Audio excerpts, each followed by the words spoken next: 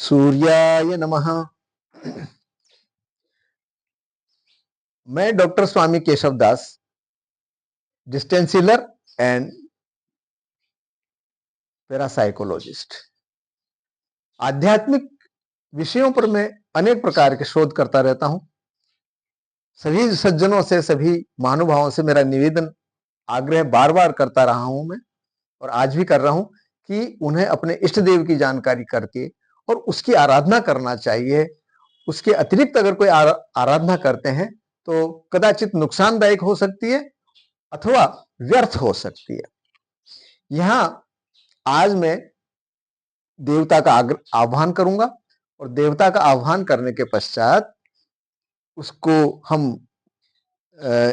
अपने साधनों से सुनिश्चित करेंगे कि यहां देवी ऊर्जा आ चुकी है।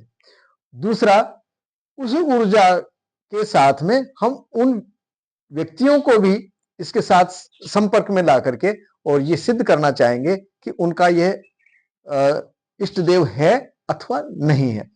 तो देखिए, सबसे पहले मैंने ये जो पात्र, पहले अपनी स्वयं की ऊर्जा में आपको बता देता हूं। मैं सामान्य ऊर्जा है, ये सामान्य ऊर्जा का संकेत है। इस पात्र के अंदर भी सामान्य ऊर्जा है, इस समय इस वस्त्र में भी सामान्य ऊर्जा है। तो आप देखिए, सबसे पहले मैं भगवान सूर्य देव का आह्वान करता हूं इसके ऊपर।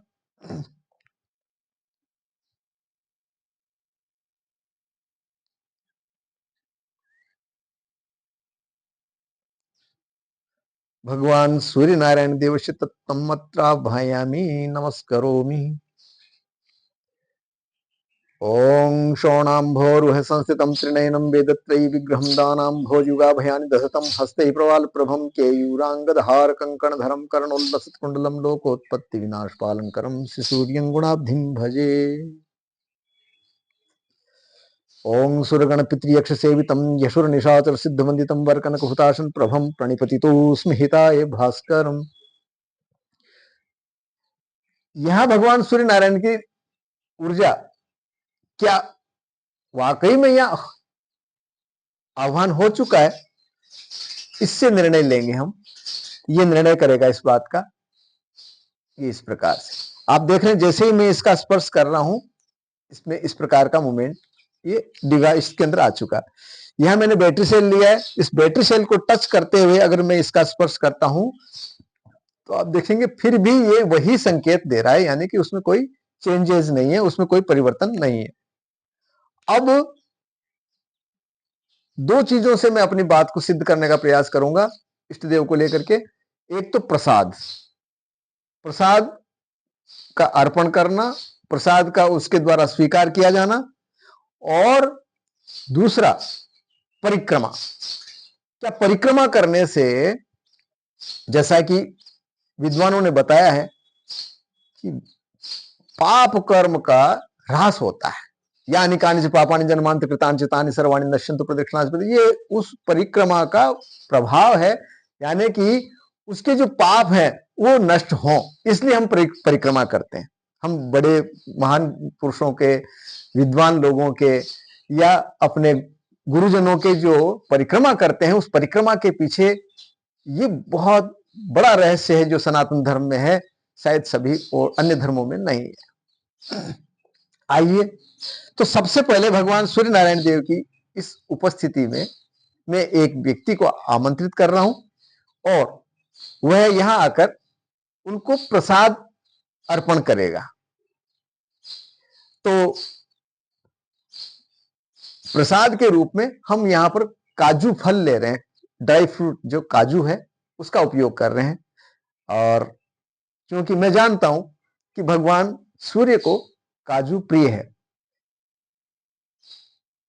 केवल काजू प्रिय है ऐसा नहीं है, बहुत से पदार्थों में से काजू भी प्रिय है।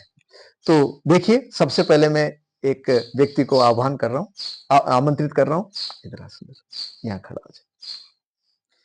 ये एक व्यक्ति है, ये भी सनातन धर्म का ही व्यक्ति है। हालांकि इस चीज से सनातन धर्म का कोई विशेष प्रतिबंध नहीं है। मनुष्य मात्र भगवान की आराधना करने के लिए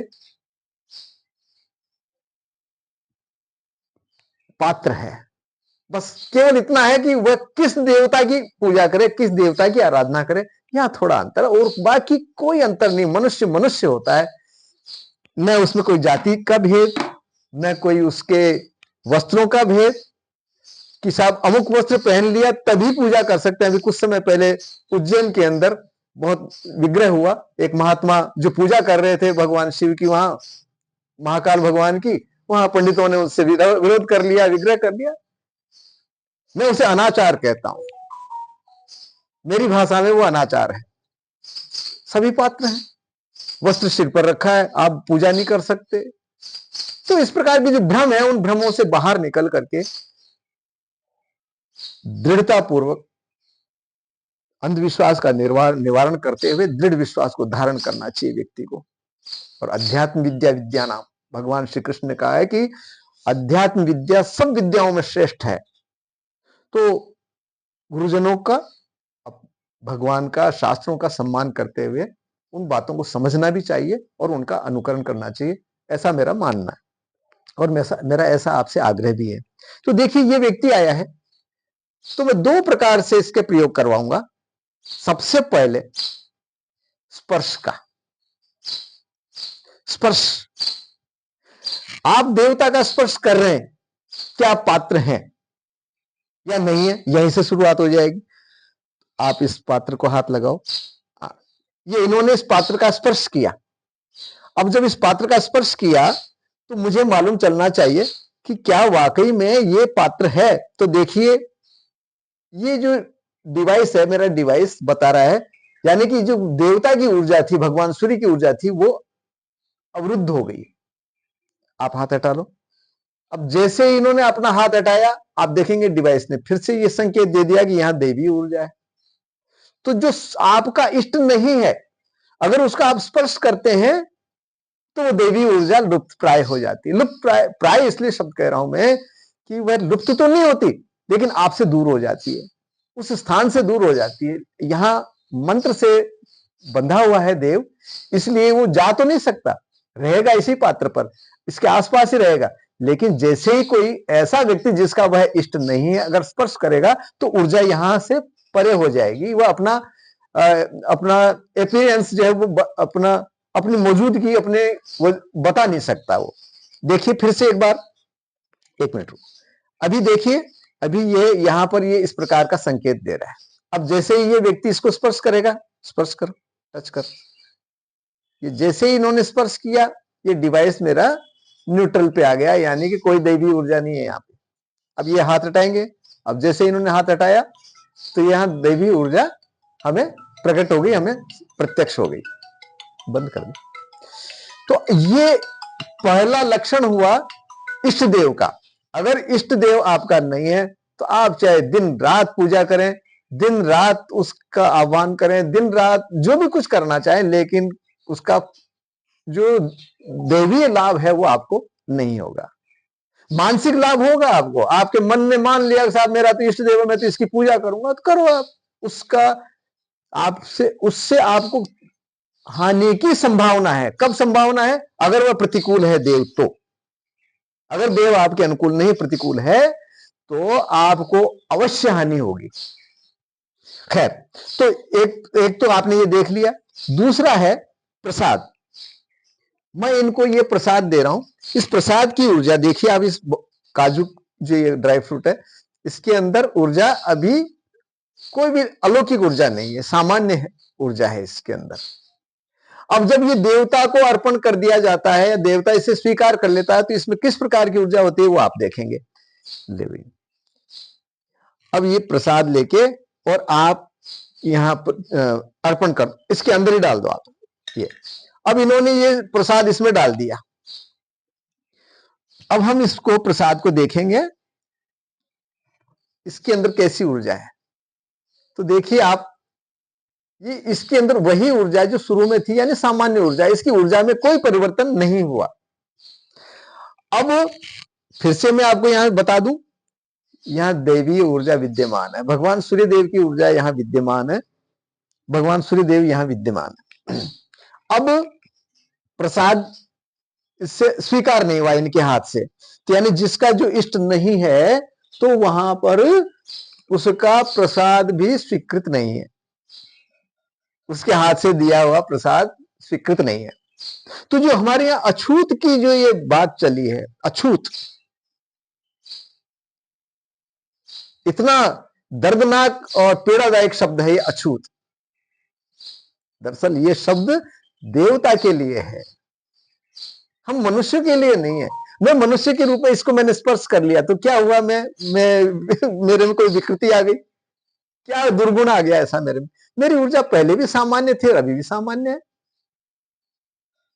तो छुआछूत केवल देवता और मनुष्य के बीच है, मनुष्य मनुष्य के बीच नहीं है।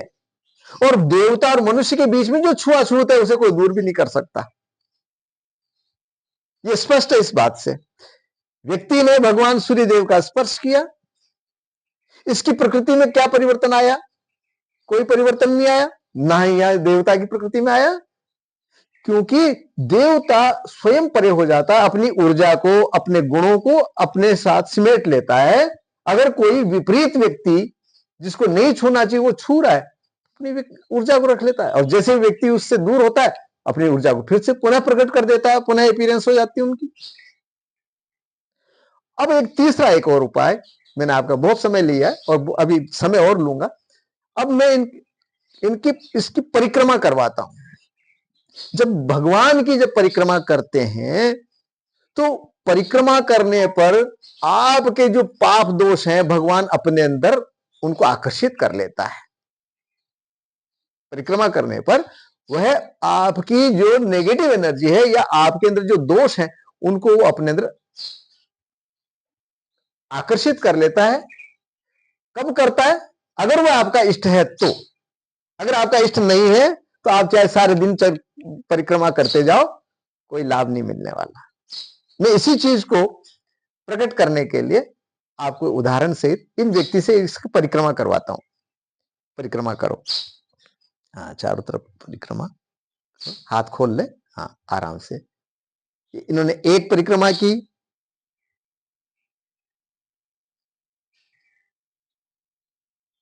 अब ये 2 परिक्रमा कर दी। चलो आप यहां रुक जाओ, एक और दे दो, एक और कर दो। इन्होंने 3 परिक्रमा कर ली। अब इन्होंने 3 परिक्रमा की तो इस मूर्ति में, इसको मूर्ति मानिए आप क्योंकि साकार है, इस मूर्ति के अंदर कोई परिवर्तन आया क्या?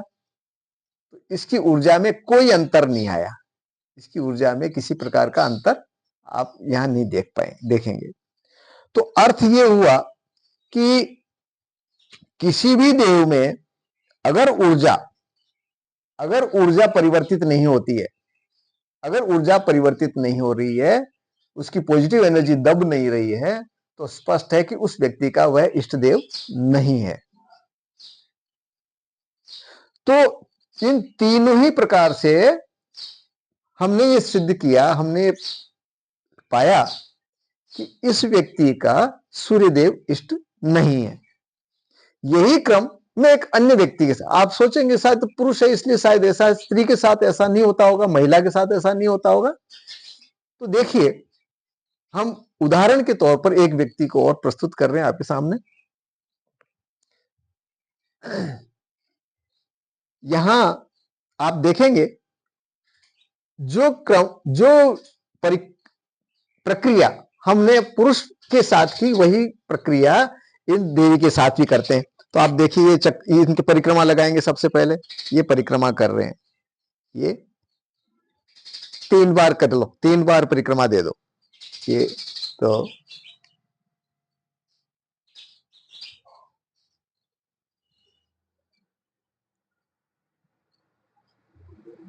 इन्होंने ये जब परिक्रमा कर रहे हैं तो इनके पाप दोष सब कुछ देवता के अंदर आ जाना चाहिए। पाप दोष हम सभी में रहते हैं, हम प्रत्येक श्वास के साथ में कोई ना कोई पाप कर ही लेते हैं, तो उनको देवता अपने अंदर आकर्षित कर लेता है। तो अब देखते हैं इस देवता के अंदर कोई परिवर्तन आया क्या। ये आप देख रहे हैं कोई परिवर्तन नहीं हुआ इस ऊर्जा के अंदर। ठीक है, अब मैं इनका स्पर्श कराता हूं, इसका स्पर्श करो। अब इन्होंने जब नहीं, स्पर्श करके रखो, हाथ को वहीं पे रखो। हाँ, ये इन्होंने स्पर्श कर लिया।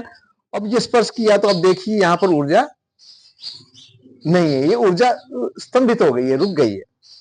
ठीक है, इसी प्रकार से मैं इनके हाथ से प्रसाद चढ़वाता हूं। जरा इसके अंदर ये सूर्यार्पण मस्तु कर दिया इन्होंने। क्या इसे ये प्रसाद भगवान ने स्वीकार कर लिया? इसको जानने के लिए हम इसकी ऊर्जा का परीक्षण करेंगे। तो ये इसके अंदर से ऊर्जा गई नहीं, सॉरी, मतलब इसकी ऊर्जा में कोई परिवर्तन नहीं आया। तो ये इस बात को सिद्ध करता है कि इनके भी ये इष्ट देव नहीं है। अब मैं देखिए, आप कहेंगे कि साहब सूर्य तो सभी का, सूर्य के दर्शन सब करते हैं। भाई ये चीज इतना एनालिसिस मैं नहीं कर सकता। मैं तो जो मैंने समझा है वो मैं आपके सामने प्रस्तुत कर रहा हूं।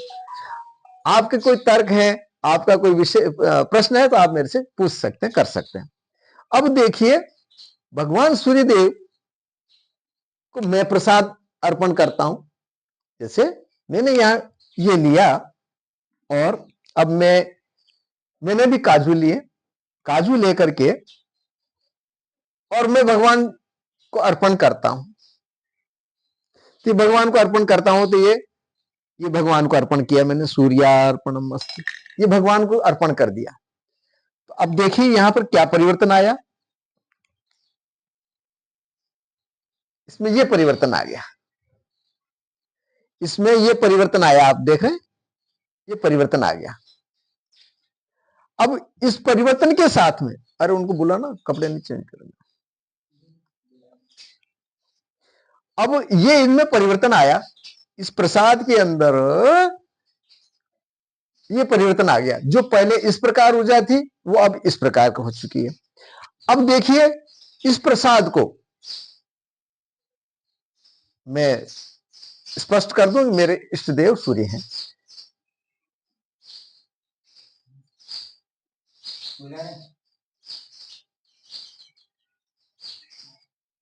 तो ये जो प्रसाद है, इस प्रसाद को मैंने चढ़ा दिया भगवान के, और ये प्रसाद को भगवान ने स्वीकार कर लिया।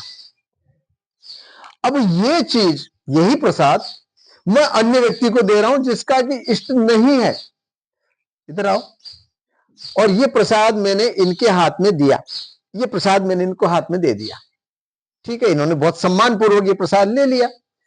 अब इस प्रसाद को इन्होंने ले तो लिया अपने हाथ में, क्या इस प्रसाद को, इस प्रसाद में जो आशीर्वाद है देवता का, वो ये प्राप्त कर सकते हैं या करेंगे? उसके लिए मैं एक प्रयोग करके बताता हूं आपको। इस हाथ में ले लो इस प्रसाद को, इस तार को उस हाथ से पकड़ो, उस नहीं, इसके टच नहीं करना, अलग अलग रखो हाथों को, उसको पकड़ ले तार को आगे से। हाँ, ये अब जैसे इनके इस हाथ में जो वस्तु है, क्या वो प्रसाद है? ये यस, यानी कि ये उसके हाथ में प्रसाद है। अब प्रसाद के अंदर जो सूक्ष्म ऊर्जा है, सूक्ष्म आशीर्वाद है, वह इस व्यक्ति को मिलता है। उसकी परीक्षा करने के लिए हम इसका जो ये दाहिना हाथ, प्रसाद को बाएं हाथ में रखते हुए हम दाहिना हाथ उसको सूंघने के लिए कहेंगे। आप इस हाथ को सूंघो। ये इन्होंने ये हाथ से सूंघ लिया। अब इसको पकड़ो, तार को पकड़ो, तो आप देखेंगे कि इसकी ऊर्जा में कोई परिवर्तन नहीं आया, इसकी ऊर्जा में कोई परिवर्तन नहीं आया। यहां रखो, यहां रख दे, हाँ यहां रख, आ जाओ उधर। तो आपने देखा कि मंदिर का जो प्रसाद, यानी कि सॉरी, मंदिर नहीं कहूंगा, भगवान का प्रसाद, अगर भगवान का प्रसाद कोई व्यक्ति जिसका वह इष्ट नहीं है, अगर उसका वो सेवन करता है तो उसका भौतिक उसको लाभ मिल सकता है। काजू खाने से क्या फायदा है, क्या लाभ है, वो उसको मिल जाएगा। उसमें मैं कोई आपसे अपना, जब मैंने उसको चीज को समझा ही नहीं तो मैं आपको नहीं बताऊंगा। लेकिन उस प्रसाद, वो प्रसाद का वह अधिकारी नहीं है, ये मैंने इससे सिद्ध कर दिया। एक अन्य व्यक्ति को भी मैं यही अब जैसे ये प्रसाद मैंने इनको दिया, ये प्रसाद इनको दिया, उस हाथ में ले लो, और ये प्रसाद लिया, इसको पकड़ो, तो ये हमें परिचय मिल गया उस प्रसाद का कि यहां इसमें प्रसाद है कि नहीं, ये प्रसाद है, ये नैवेद्य है। अब इनको भी मैं वही कहूंगा कि इस हाथ को लेके सूंघ लो,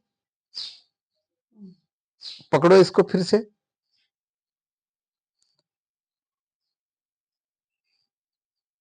तो आपने देखा इसमें कोई परिवर्तन नहीं हुआ। यहां रख, अभी चेंज मत करना, उधर चल जा बाहर।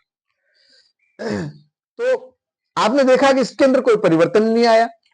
प्रसाद के अंदर जो ऊर्जा है वह उसका जो जिसका वह इष्ट होगा, वह प्रसाद वह आशीर्वाद उस व्यक्ति के लिए ही होता है। आप देखिए ये प्रसाद देख रहे हैं आप, ये प्रसाद की ऊर्जा है इसमें, और उसी प्रक्रिया को मैं अपनाता हूं। तो देखिए मैं अपने दाहिने हाथ को सिर्फ केवल सूंघता हूं, ये मैंने सूंघ लिया, सूंघ लिया, तो आप देखेंगे इसके अंदर आपको ऊर्जा परिलक्षित नहीं होगी। जो पहले ऊर्जा इस प्रकार थी, अब वह ऊर्जा इसके अंदर नहीं है। तो जो इसके अंदर जो आशीर्वाद था वो मेरे इस पिंड ने ग्रहण कर लिया, यानी ये प्रसाद में खा चुका, ये समझ लीजिए आप। तो इसके अंदर जो तत्व था वो मैंने ले लिया। तो क्या ये व्यर्थ हो गया? क्या ये व्यर्थ हो गया? तो ऐसा बिल्कुल नहीं है। इस चीज को प्रूव करने के लिए क्या करना पड़ेगा? इस चीज को प्रूव करने के लिए मैं यहां बैटरी सेल ले रहा हूं। इस बैटरी सेल के साथ में ये प्रसाद मैंने हाथ में लिया और बैटरी सेल को मैं एक पोल को टच कर रहा हूं। तो देखिए आप ये क्या यहां क्या परिणाम आता है, ये इस प्रकार का।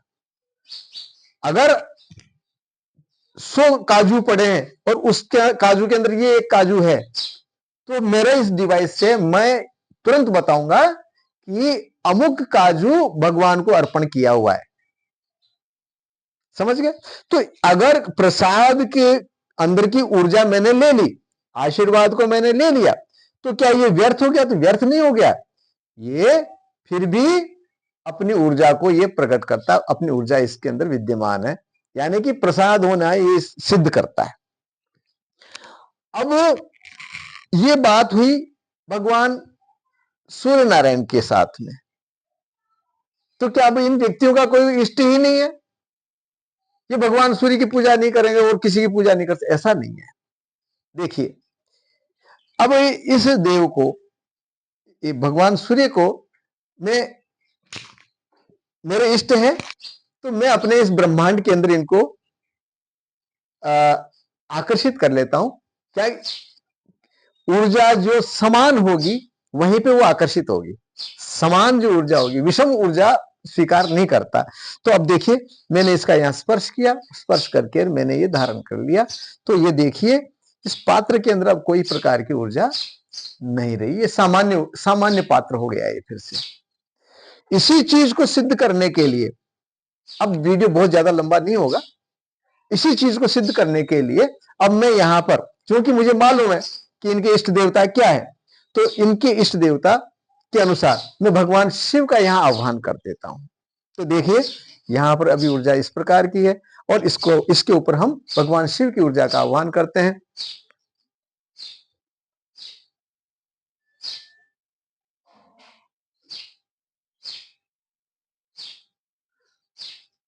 भगवान महामृत्युंजय सदाशिव शिव तत्व मत्राह्वायामी। नमस्कार। मैंने देखो यहां भगवान शिव का पदार्पण हुआ, भगवान शिव की ऊर्जा यहां विद्यमान है, यही मूर्ति में होता है। ध्यायेहं नित्यं महेशं ऋतगिरिनिभं चारुचंद्रावतं संरत्ना कल्पोज्ज्वलांगं परशुमृगवरा भीतिहस्तं प्रसन्नं पद्मासीनं समन्तात् स्तुतमर्गणैर्व्याकृतिं वसानं विश्वाद्यं विश्ववन्द्यं निखिल भयहरं पंचवक्त्रं त्रिनेत्रं। यहां भगवान पंचवक्त्र त्रिनेत्र का मैंने आह्वान किया है, भगवान शिव का। अब देखिए यहां बहुत रहस्य है, लेकिन मैं अधिक विस्तृत इसके अंदर विवेचना नहीं, विस्तृत अपना आपको रिसर्च नहीं बता करके, मोटे तौर पर जिस विषय पर हम चले हैं, इष्ट और इष्ट की साधना, उस पर तो आप देखेंगे कि यहां पर भगवान शिव की ऊर्जा विद्यमान है। ये भगवान शिव की ऊर्जा यहाँ विद्यमान है।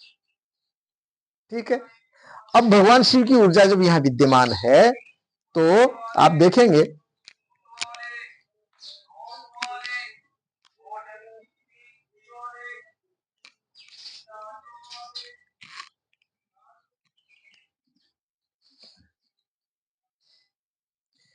यह भगवान शिव की ऊर्जा विद्यमान है इस पात्र के अंदर, आप देख सकते हैं। अब यहां पर मैं उन व्यक्ति को आमंत्रित करता हूं जो अभी पहले थे, उन्हीं को आप आमंत्रित कर रहा हूं। तो देखिए, सबसे पहले मैं इस व्यक्ति को आमंत्रित करता हूं और इसे मैं ये ले इसको हाथ में, और अब ऐसे ये प्रसाद ये काजू इनके हाथ में है और भगवान शिव को अर्पण कर रहे हैं। ये शिवार्पणमस्तु, ये जब इन्होंने भगवान शिव को अर्पण किया तो क्या इसमें कोई परिवर्तन आया? तो देखते हैं, इस काजू के अंदर कोई परिवर्तन नहीं आया। इस काजू में कोई परिवर्तन नहीं आया, यानी कि ये प्रसाद भगवान के द्वारा स्वीकार नहीं हुआ। स्पर्श करो इसका, ये भगवान का स्पर्श किया तो देखिए ये ऊर्जा अपने अंदर लीन हो गई। अब हाथ हटाओ, जैसे इन्होंने हाथ हटाया ये ऊर्जा वापस आ गई। अब मैं फिर से आप हाथ लगाओ उसमें, ये जैसे इन्होंने स्पर्श किया तो ऊर्जा लीन हो गई। तो जब देवता अपनी ऊर्जा को अंदर सिमेट लेता है, इसका अर्थ सीधा साफ है कि इस व्यक्ति का ये इष्ट देव नहीं है। इसी प्रकार में अन्य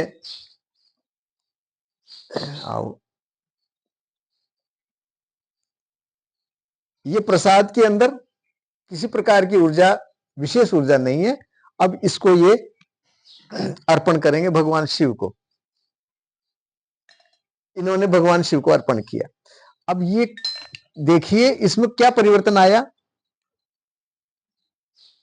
ये परिवर्तन आ गया। इस प्रसाद के अंदर ये परिवर्तन आ गया, यानी कि ये भगवान शिव ने स्वीकार किया इसको। ये भगवान शिव ने इसको स्वीकार किया। एक तो हो गया परिचायक लक्षण ये। दूसरा स्पर्श का, तो देखिए एक सेकंड, ये यहां पर इस प्रकार की ऊर्जा है। अब स्पर्श करो, तो जैसे ही ये स्पर्श करते हैं तो इसकी ऊर्जा में कोई परिवर्तन नहीं हो रहा। इसकी ऊर्जा में कोई परिवर्तन नहीं हो रहा। भगवान ना तो ये पूछ रहे हैं कि आपने कैसे वस्त्र पहने, ना ये पूछ रहे हैं कि भाई आपने स्नान किया नहीं किया। कोई भ्रम भेद नहीं है वहां पर।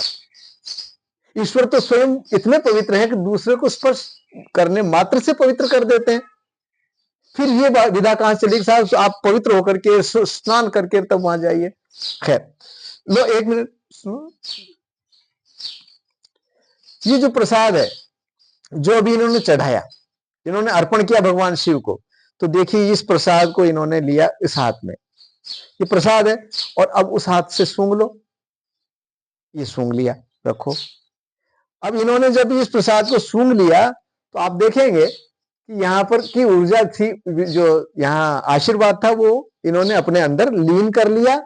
जबकि ये प्रसाद के अंदर, इस प्रसाद के अंदर जो एनर्जी है वो जो कि बरकरार है, यानी जो आशीर्वाद था वो उन्होंने ले लिया, और भौतिक वस्तु के साथ में जो इसमें पॉजिटिव एनर्जी है वह हमें यहां पर परिलक्षित हो रही है।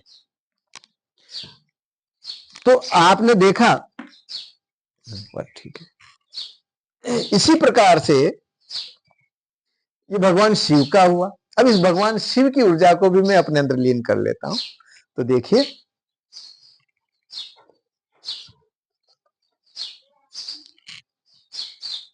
अब आप देखेंगे कि यहां पर ऊर्जा अब नहीं है कोई भी। इसी प्रकार अब मैं इन व्यक्ति का जो इष्ट है वो मुझे मालूम है, तो उस इष्ट देव को मैं इसके ऊपर बुलाता हूं। इनके इष्ट देवता है राहु महाराज, दानों के मंत्री राहु महाराज, ग्रहों के रूप में छाया ग्रह। तो देखिए ये उनकी पूजा आराधना कर सकते हैं। तो इसलिए मैं यहां पर राहु देव का आह्वान करता हूं।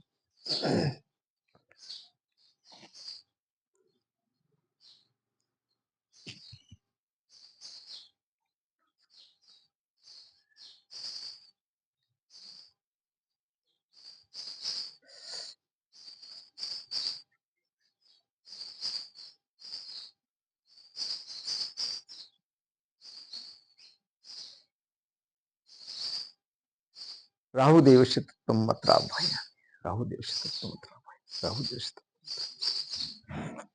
तो देखिए यहां राहु देव का मैंने आह्वान किया,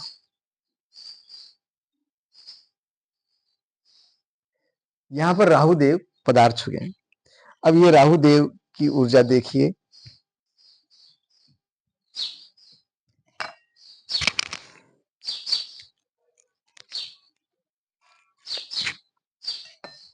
यह राहु देव की ऊर्जा इसके ऊपर विद्यमान है, ये देख रहे हैं आप। अब राहु महाराज को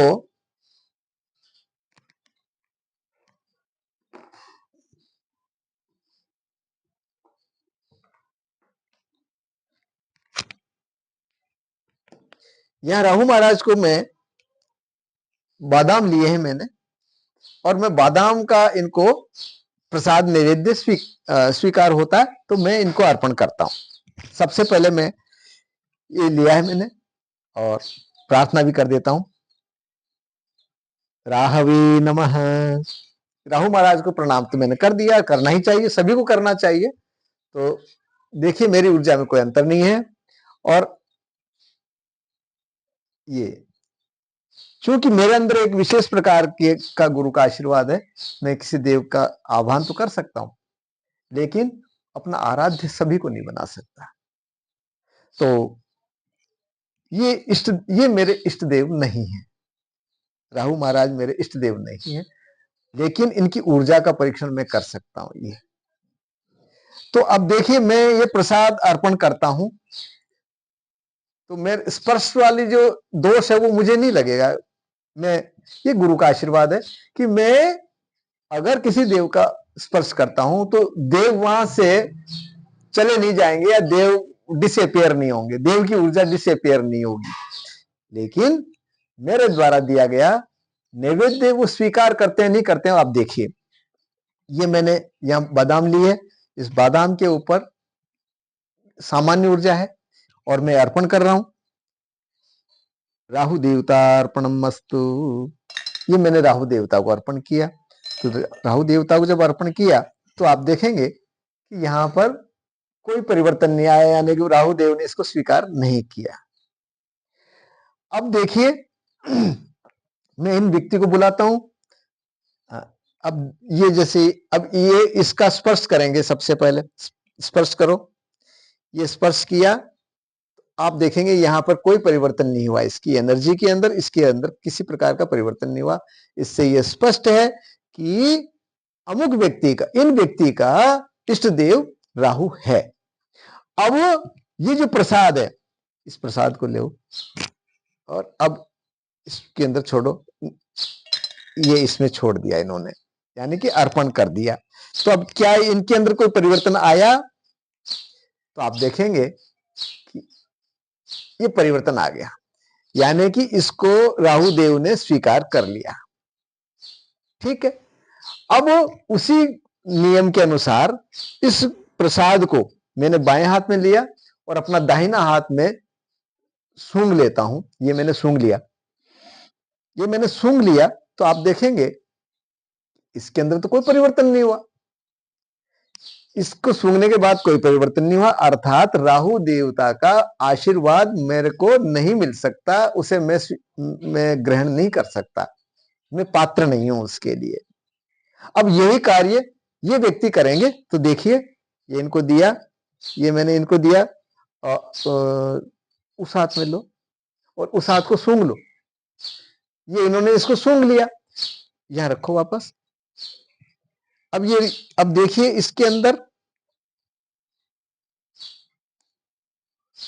न्यूट्रल जैसा दिख रहा है आपको, लेकिन जैसे ही मैं बैटरी सेल से इसको चेक करता हूं, कि बैटरी सेल से मैंने चेक किया, तो यहां पर आपको ऊर्जा मिलेगी, यानी कि ये प्रसाद है, ये प्रसाद है। अब इस बात, ये लो, ये आपका ही प्रसाद है। इस चीज को आप समझ लें कि अपने इष्ट देव का प्रसाद लेने से आपके अंदर ऊर्जा की वृद्धि होगी, और जो आपका इष्ट देव नहीं है उससे कोई लाभ नहीं होगा। कदाचित कदाचित हानि हो सकती है। किस प्रकार हानि हो सकती है, उसके लिए मैं एक अलग से वीडियो बनाऊंगा, क्योंकि ये वीडियो बहुत लंबा हो जाएगा और अपनी उस बात को स्पष्ट करूंगा कि जब आपका कोई इष्ट नहीं है, कोई मंत्र आपका इष्ट मंत्र नहीं है और उसको आप जपते हैं, तो किस प्रकार आपके अंदर नेगेटिव एनर्जी बढ़ती चली जाती है। तो इस वीडियो में के माध्यम से मैंने जो आप तक संदेश पहुंचाया है, उसे आप ध्यान देंगे। इसके साथ एक बात और मैं आपसे निवेदन कर देता हूं कि कोई भी देव, कोई भी देवता, कोई भी ग्रह, कोई भी देवता, कोई भी माता अगर प्राण प्रतिष्ठित है, मंदिर पर प्राण प्रतिष्ठित है, मंदिर है उसका, यानी कि वह वहां विद्यमान है, तो उसके सिर पर, उसके मस्तक के ऊपर किसी भी प्रकार का वस्त्र या कोई वस्तु, मुकुट हो गया, वस्त्र हो गया या अन्य कोई श्रृंगार हो गया, उसके ऊपर मूर्ति पर अगर आप रख देते हैं तो उसके गुण लुप्त हो जाते हैं, उसके गुणों को वह देव अपने अंदर सिमेट लेता है और उसका लाभ दर्शन करने वाले को भी नहीं मिलता और पूजा करने वाले को भी नहीं मिलता। तो देखिए, अभी मैं ये वस्त्र मैंने इस मूर्ति के ऊपर रख दिया, इस मूर्ति के ऊपर रखने के पश्चात मैं इसका स्पर्श कर रहा हूं, तो आप देखेंगे यहां पर कोई भी तरह की ऊर्जा नहीं है। जबकि ये सर पे से, अगर इस मूर्ति के ऊपर से सिर पे से उठा दिया मैंने, तो आप देखेंगे ये इस प्रकार ऊर्जा है, देवी ऊर्जा। तो कोई भी देवी ऊर्जा अगर किसी मंदिर में, किसी मूर्ति पर आप जाते हैं दर्शन करने, वहां के उन पंडित जी को, उन पुजारी जी को आप आग्रह कीजिए हाथ जोड़ करके कि भाई इसके सिर के ऊपर से आप सब चीज हटा दीजिए और हमें दर्शन करने दीजिए। ऐसा करने से उस देवता का, अगर वह आपका इष्ट है, तो आपको आशीर्वाद अवश्य मिलेगा। बाबा महंकाल, उज्जैन के जो महंकालेश्वर भगवान है, वहां इतनी ऊर्जा है कि कुछ व्यक्त नहीं किया जा सकता, लेकिन वहां के पंडितों ने, वहां के पुजारियों ने उस ऊर्जा को सीमित कर दिया, दबा दिया। कैसे दबा दिया? वो श्रृंगार करके उसके ऊपर या तो कभी वस्त्र से श्रृंगार कर देते हैं या कभी फूलों से श्रृंगार कर देते हैं, और कुछ भी नहीं तो बिल्वपत्र ही रख देते हैं, उस पर रखा रहता है हमेशा। वो बिल्वपत्र अर्पण करने के पश्चात रखा हुआ बिल्वपत्र वहां ऊर्जा को बाधित कर देता है, और उस कारण से वहां जो दर्शन करने जाते हैं, बहुत आशा लेकर के जो व्यक्ति जाते हैं, भगवान शिव का आशीर्वाद उनको प्राप्त नहीं होता। उस स्थान पर जाने से जो महात्म्य है, वो महात्म्य का वो आनंद नहीं ले सकते। कारण कौन है? वो पुजारी जी। इस बारे में मैं कई जगह आग्रह कर चुका हूं कि मूर्ति के ऊपर कोई भी पत्रम, पुष्पम, वस्त्रम आदि न छोड़ें। अर्पण कर दिया तो उसको वहां से अर्पण करने के बाद शीघ्र ही हटा दें। प्रसाद आपने अर्पण किया, प्रसाद को वहां से हटा दें। ऐसा मेरा अनुभव है, और मैं विद्वान लोगों को प्रणाम करके और उनके समक्ष भी ये अपना प्रदर्शन कर सकता हूं, उस अपनी बात को सिद्ध कर सकता हूं। क्षमा याचना करते हुए आपका बहुत समय लिया इसके लिए भी, और कुछ मन को बुरा लगने वाली बात भी इस वीडियो में आपको लगी होगी, उसके लिए मुझे क्षमा करें। और मेरे से कांटेक्ट करना चाहें तो प्रातः 9 बजे से लेकर सायं 7 बजे तक आप मेरे से संपर्क कर सकते हैं। बार बार मैं अपने इस इंस्ट्रूमेंट का परिचय देना या अपना परिचय देना बहुत थोड़ा पुनरुक्ति दोष ही होता है। तो अगर आप उत्सुक हैं अपने इष्ट के प्रति, इष्ट जानना चाहते हैं, तो मेरे से संपर्क कर सकते हैं। कोई नेगेटिव एनर्जी, कोई आपके पितृ वगैरह हैं, उन पितरों की मुक्ति के बारे में आप मेरे से जानकारी लेना चाहते हैं, तो मैं अवश्य आपको दूंगा। उसके लिए केवल आप वीडियो कॉल करके और व्हाट्सएप के ऊपर मेरे से संपर्क कर सकते हैं, मैं उसका आपका निराकरण अवश्य करूंगा।